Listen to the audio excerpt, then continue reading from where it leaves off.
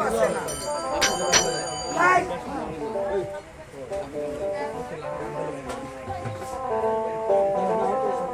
আমরা না জানি কি করছি না করছি, জনগণ জানে, মানুষের জানে। এটা সত্য যুগের কাহিনী।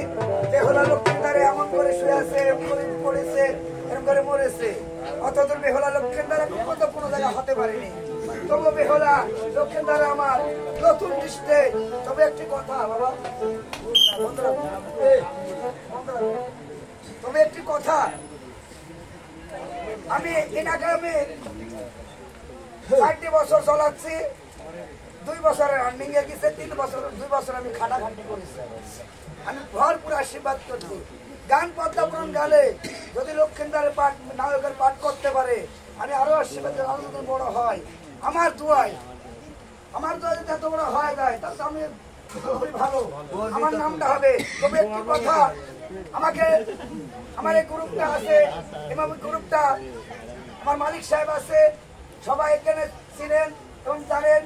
তার নাম হলো মজদু কবিরাজ। উনি আমার গুরুজন স্থানে, আমি এ পর্যন্ত পৌঁছে গেছি। আর কতদূর পুষবো, উনি বাইরে থাকলে আর তো বুঝতে পারি, আপনাদের মরে যায় কতদূর যাবো কি না যাবো বলা যাবে না। সেটা হলো আমার উস্তাদের কুমর কবিরাজের ভাইস্তি, সেটা মজদু কবিরাজ। উনি আমার সেই গুরুজন, উনার ইয়াতে আমি এ পর্যন্ত পুষে আসছি। এ হলো ধন্যবাদ আমার উস্তাদের চরণ এবং আমার মামার চরণে হাজার সালাম। বাবা, আমি আরো আশীর্বাদ করি। আর আমার একজন দিয়েছে 100 টাকা পুরস্কার, আর আশাদুল ভাই দিয়েছে 50 টাকা পুরস্কার। এবার বেহুলা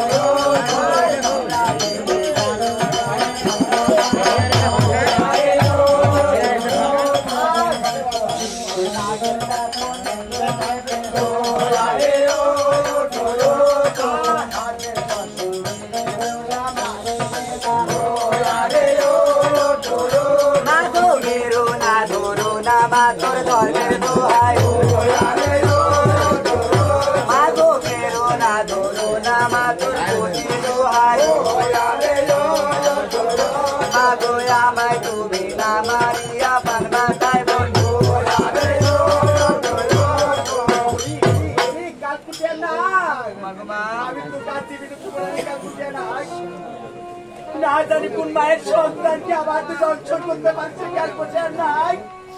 আমি তো মারতে মারতে মেরে ফেলবো, খেয়াল করতে নাই।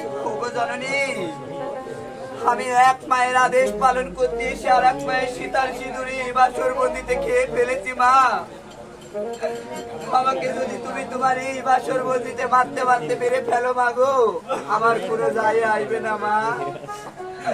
তবে যে তোমার এই বানকান্ত প্রতীক ধর্মের সাক্ষী দেওয়ার লোক বলতে কেউ থাকবে না মা। মা, এই পৃথিবীতে মানুষের কোনো সাক্ষী দেয় না। আপনি একটি মনে করছি